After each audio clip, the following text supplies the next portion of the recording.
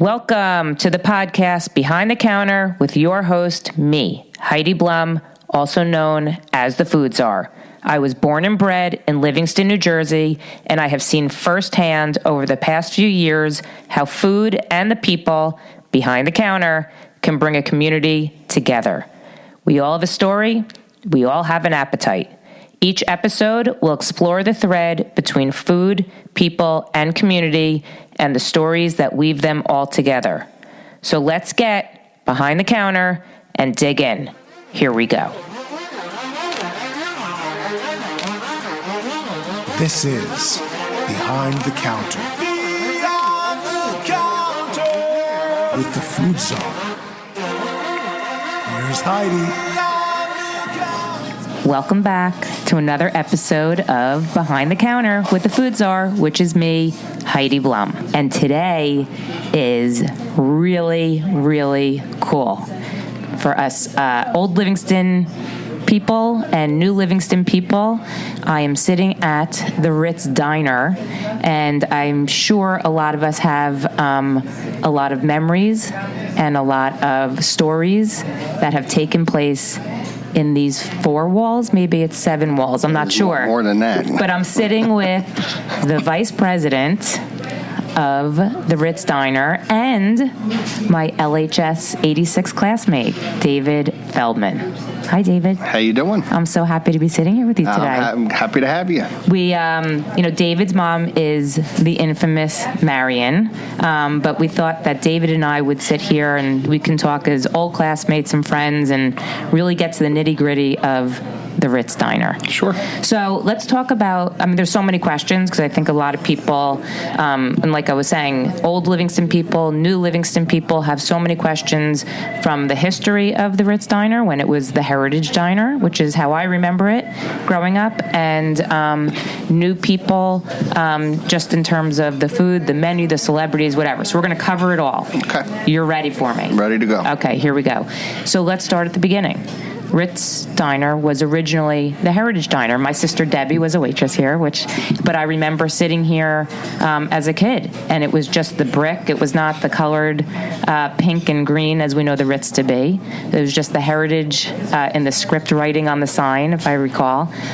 So tell me the history as you know it. Okay, so turns out that we're still friendly with the original owners of the diner. There's the Karras family. So in 1964, this particular diner is it's like a prefabricated building. What happened was one day there was just a hole in the ground, and then overnight when they brought all the pieces, the next day the diner was here. They just pieced it together. And if you go downstairs, you can see cinder block pillars with things connected. And that's how they used to make diners back then. That's wild. Okay, back in the day, the town manager was giving them a little bit of a hard time because they didn't really want a diner in town. Okay, silly them. So he had to go around to people around town to gather some support to have this place up and running. So, but they had to be strict protocols on how they built it. It had to have all these buildings. If you go down the street, if you go where Epi's is, down the street, it's all red brick. It is, yeah. Okay. Yeah. Well, we painted over it since we get with the green, but it had to be a colonial type of design. Red brick, yeah. Right? The outside had to be red brick colonial. Inside, the furniture had to be colonial. Okay? Oh my God, yeah. So they really strict, and that's how they were able to get in here. Okay? So they owned it for about 16 years. They sold it in 80.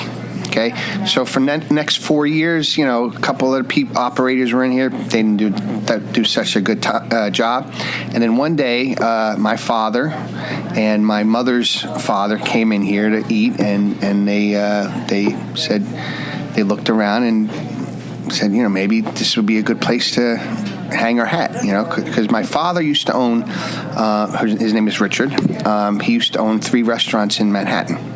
I was going to ask if they were in the restaurant business. Yeah. So my dad used to be a film editor, and then he became into the restaurant business. So there was, if you go across the street from Madison Square Garden, there was a place called Gyro 2. Okay, yeah. Okay, so that was, so then they did well. Then a couple doors down, they opened up a fast food Chinese restaurant, which was one of the first ones in the city. Wow. Back then.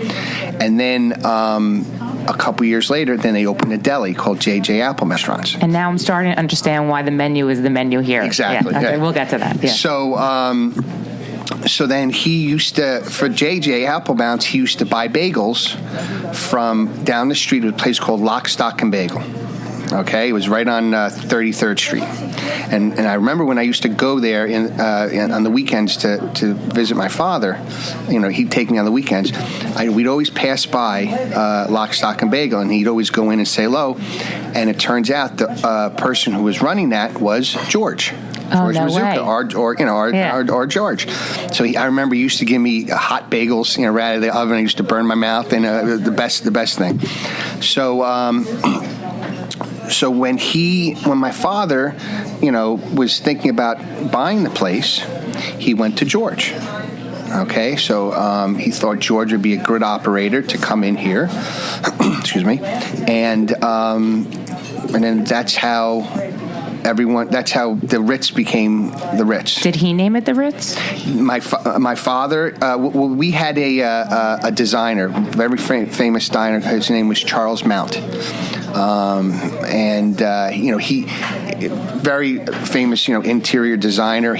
There were some McDonald's in the city that were really Art Deco and stuff that he used to design that kind of stuff.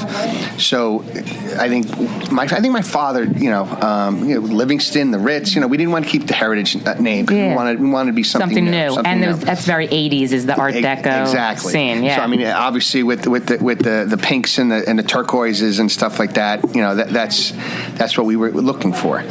And then so then we took it over in May, and in the whole summer we renovated the place, and I was here helping renovate the place. So wow. I spent my summer here. If you know that wooden walls between the booths and where I sanded that by hand. You know, so and the little jukeboxes were still here when you guys took over, right? When it was the Ritz. So for anyone who wasn't here at that time, and every booth was your own individual jukebox. Correct. Which was, as a kid, there was nothing better than sitting at a booth and flipping through the records and picking your songs. Yeah, sure. That was awesome. So every town, I think, can relate to this, right? You have a diner, your main diner in town. We used to come here in high school, and a lot of tears were shed here from late night parties, and a lot of craziness was here. A lot of craziness was here. Yeah. A lot of laughter was here. I mean, that's what's so special about a diner, I think, is really, like, if you look back at your childhood, it makes it so special, right? And I think that, like I said, I think in a lot of towns that rings true. You owned the diner in the 80s, and this place was packed. Yep. I mean, there were people who waited in the vestibule to be called, right? Yep. Mm-hmm. So let's talk about the menu. Okay. I have a lot of questions about the menu. All right. So we had a menu that was a quarter of the size. So let's talk about the size of the menu for a second, okay? Okay. So the menu is sort of like a novel.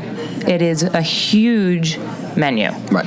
How do you, as a restaurant owner, prepare for that many items on a menu? Well, we have prep cooks downstairs working every day, okay? And a lot of the menu items are you're just piecing things together, you know? Like for a chicken parmesan, you already have the chicken already breaded, you know, so that's in the refrigerator. Omelets, we have, when you make your omelets, all the vegetables are chopped up, and you just, spoon it into the bowl, mix it up, and throw it on the grill. So it's not as, like, wasteful as you would think it is, right? No. And we, George used to always tell me that I'd rather run out of something than throw it away. That's good theory. So we don't make too much. We after almost 39 years, we know what to make and what works, and how much to make of it. So let's talk about the favorites. Okay. There's the famous Marion's Chopped Salad, which explain what Marion's Chopped Salad for those who don't know. So Marion's Chopped Salad is sesame breaded chicken. It's fried. I know that it's not for you, but if you want to, you could always get it grilled. Okay. Yeah. Let's see. There's portobello mushrooms, fresh mozzarella, carrots, cucumbers, portobello mushrooms, and lettuce. Oh, and almonds, shaved almonds. One of the best. There's also the Diet Riot, which is always a big hit. Mm-hmm. My camp friends used to come here all the time for they would come home with me or come visit me, and we'd always get the turkey bowl. That's a big one. Yep. I think this is the first place I ever had pasta with cottage cheese. Pasta primavera. Yeah, the best. Yes. Yeah. So that's an original item that we've had since day one. Really? Yeah. What else? German apple pancake. You ever have that? That's the most insane. Yeah. So we saute the apples first, and then we put the crepe batter in the pan and coat it, and then we put it in the broiler, and everything just rises up. So and that's how we make it. I mean, it's just that simple. If you've never seen one, to a listener or all the listeners out there, it's amazing looking. And then you put a little cinnamon sugar. You don't even have to put syrup. You don't even need the syrup. No, it doesn't need the syrup because of the caramelization of the apples. Right. Yeah. Let's see what else. Szechuan chicken. And the Canton chicken wings. Now, the Canton chicken wings, that came from one of my father's restaurants in the city. Oh, I was going to ask because there are some Asian-inspired foods in there. So that sauce, only a few of us know the recipe for that sauce. Do you want to share it? No. Okay. Then I'd have to kill you. So the wings came from the restaurant in the city. That was my father's recipe. So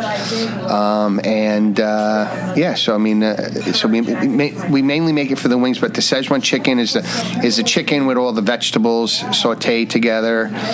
We have a lo mein, which is pretty good. You find it just as good as in any Chinese restaurant. Do you have split pea Thursdays? Yes, it is, and actually today is Thursday. Oh my God, I'm going to take some home today. Take some home today. I'm so excited. No croutons though, right? No croutons. You know, because I will tell you, the chicken burger here is the best. Well, we make that here, the chicken burger. We grind that. And what's in it? Let's. There's a little bit of breadcrumbs in there. It's a little bit. You need the breadcrumbs, otherwise it's going to fall apart. It's so good. It's really good. It's really good. I know, like in high school, I'll tell you what my favorite was then. It was grilled cheese. This is late at night, folks. Grilled cheese with bacon and tomato and a side of fries. Yep. Best. Nothing better. It's just comfort food. So listening to my friends, all their stories, I'd be knee deep in a grilled cheese with bacon and tomato. Right. I was the smart one. So, okay, now let's talk about the baked goods. Okay. The infamous, or not infamous, the famous apple pie. Yep. And again, that was my father's recipe. That he developed that pie. And that's the pie that was featured on Diners, Drive-Ins, and Dives that I did with Guy Fieri. I was going to ask you about that. How did that all happen? Well, it was, I never saw the show. This was early on in his show, right? Yeah, this was like third season. And I never really saw the show. And once in a while I'd be watching television and I'd see a promo for it. I was like, I'm going to check it out. So all of a sudden we get a phone call from one of the producers saying that they did an internet search of diners in New Jersey, and ours popped up. So they called us up, and then I did a little interview over the phone, and then they said they'd like to work with us. So now, making the apple pie is nothing for me because I've made thousands of them, for Thanksgiving, for all the holidays and stuff. So that's what I used to do, But they also wanted another item. So I said, why not the chocolate babka? Because the chocolate babka here is insane. Is great, okay? So now I had to learn how to do that.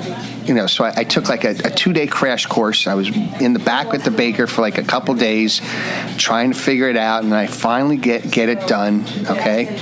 And then the day of filming, they said to me, what else? I mean, I have the chocolate babka. He goes, yeah, but he's allergic to chocolate. Oh, no way. So I'm like, are you kidding? And then they're like, you know what? Let's just stick with the apple pie. That'll be just good enough, And that's how that came about. So when it aired, did you get like was it a rush of people? Well, here's what that episode. If you've watched that show, it has 3 restaurants on it. Correct. That particular episode had 7 restaurants because it was the end of it was a season finale, and they wanted to do like a Jersey diner tour. I see. Okay. So normally you'd get like maybe like at least 10 minutes. Yeah. If not, in each restaurant. So we only got 2. We did get a couple people from the surrounding areas that wouldn't have come, and what they did was they made a book.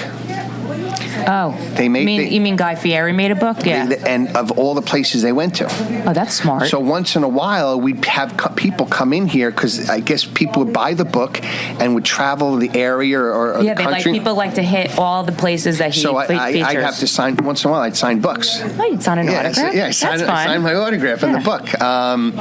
So our name was in the first book, but the second book, we got like a featured page. Oh, wow. So that was pretty cool. There's nothing better than when you have your kids and you bring them here when they're little and they look in the case, right, of all the pastries, and they have their first like Cookie Monster or Elmo cupcake. I mean, there's nothing sweeter to me than that. And then they remember that, and then they come back again, and they go back to the case, and they have their first black and white cookie, or they have their first. I mean, that to me is so special. It's so cute. Do you know how many nose prints and hand prints are on the bottom of that case that we have to clean every day because the kids are just putting their noses and lips on the glass? It's the cutest thing. It's the cutest thing in the world. Yeah, sure. For those that don't know, they sell everything from babkas to apple pies to coconut pie to coconut pie. Yeah. What's the white pie? Oh no, it's the lemon meringue. Lemon meringue pie. That has coconut on top. Yeah. All the chocolate sprinkled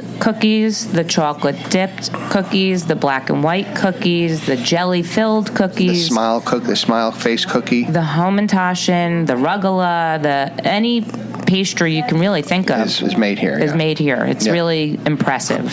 Oh, and the challah. Oh, and the challah. Fresh challah. We bake our challah fresh every day. Every day. Every day.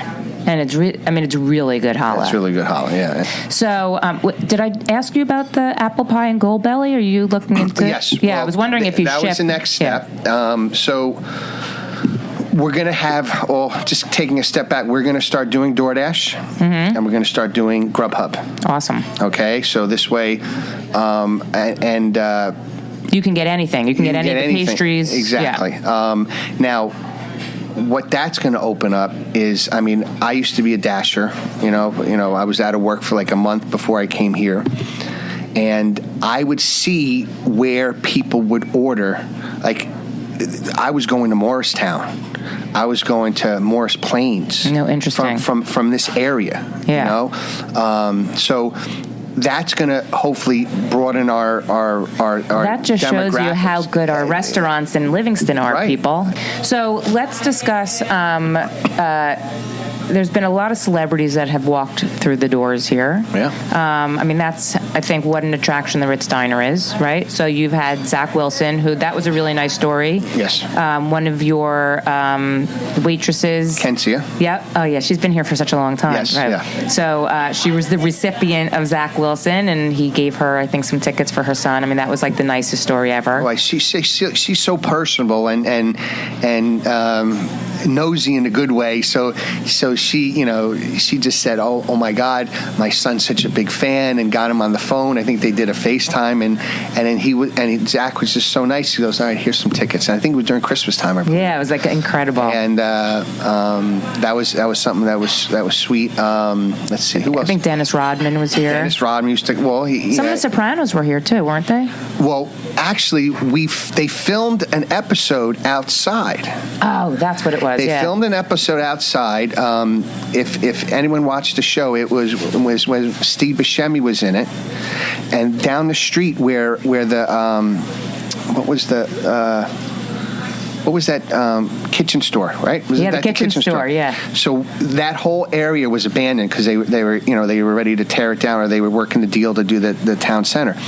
So they took over that, and they made that. If you remember, Steve Buscemi had a massage parlor during the show. Yeah. So they filmed some scenes down there.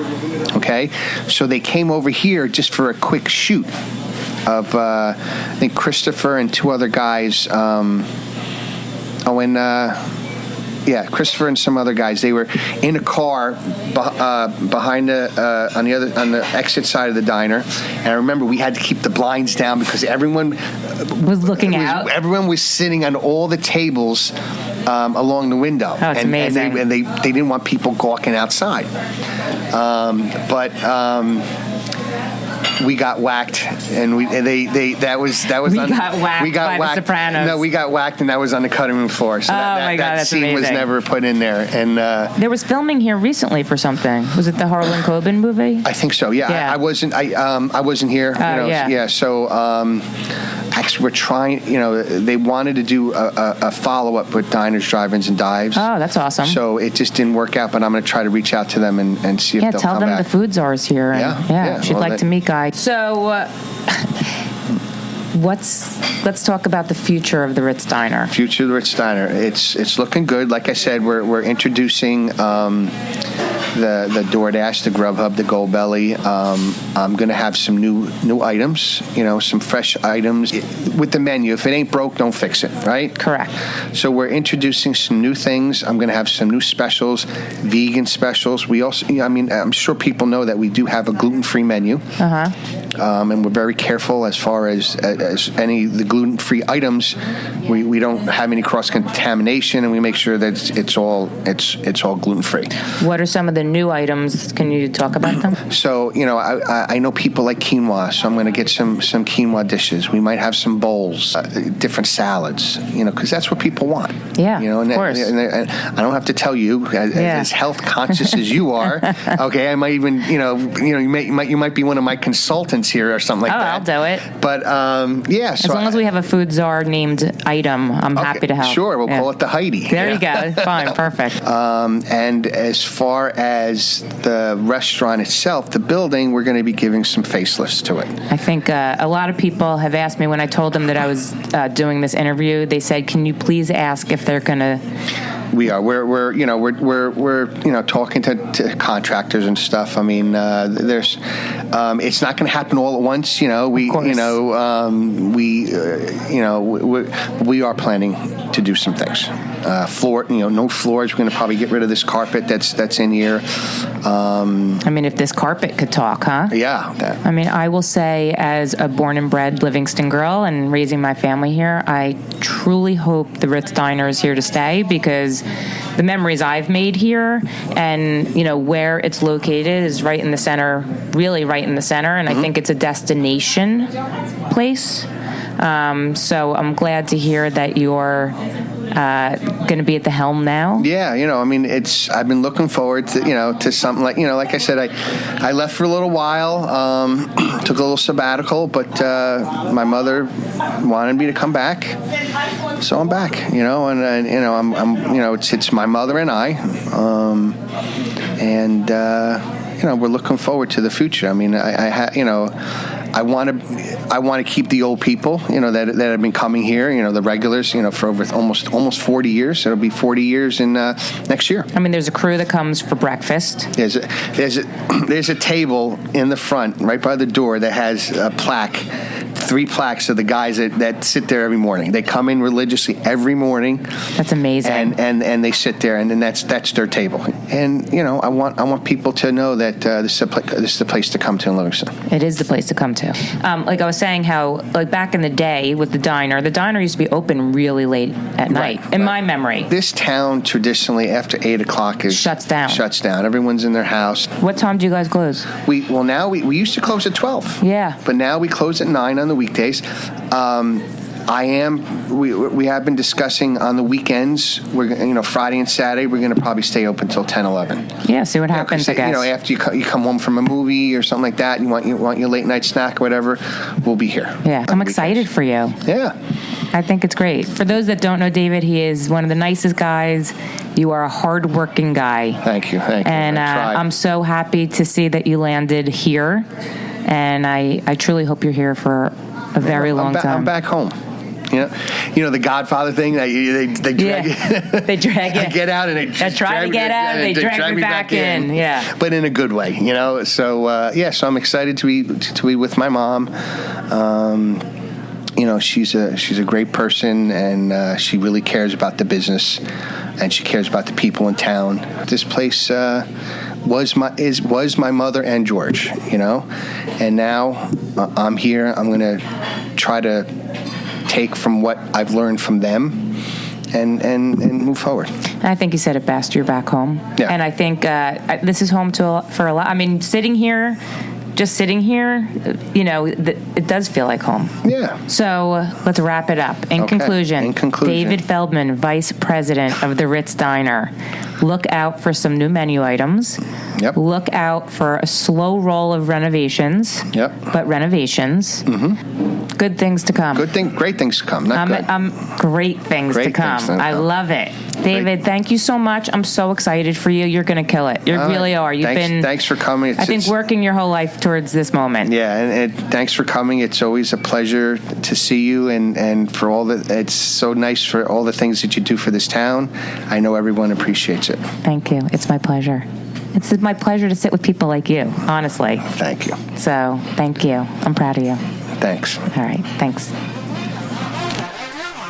If you are hearing this message, I want to thank you so much for tuning in. I'm truly grateful for you and this opportunity. The purpose of the Behind the Counter podcast is to bring food, people, and community together. I hope you'll return for more episodes and explore with me. I want to personally thank Fran Linnell of Design 68 for my amazing Behind the Counter podcast logo, and Travis Lohenberg for my awesome Behind the Counter music, and all the guests that take their time to sit and talk with me. I hope you enjoyed this episode, and if you did, please leave a review on Spotify, Apple Podcasts, or wherever you hear your podcasts. If you'd like to support the Behind the Counter podcast, please subscribe, share with your friends and family, and you can follow me on Instagram at Heidi Blum. If you have any feedback or stories that you want to share, you can email me at foodsarbtc@gmail.com.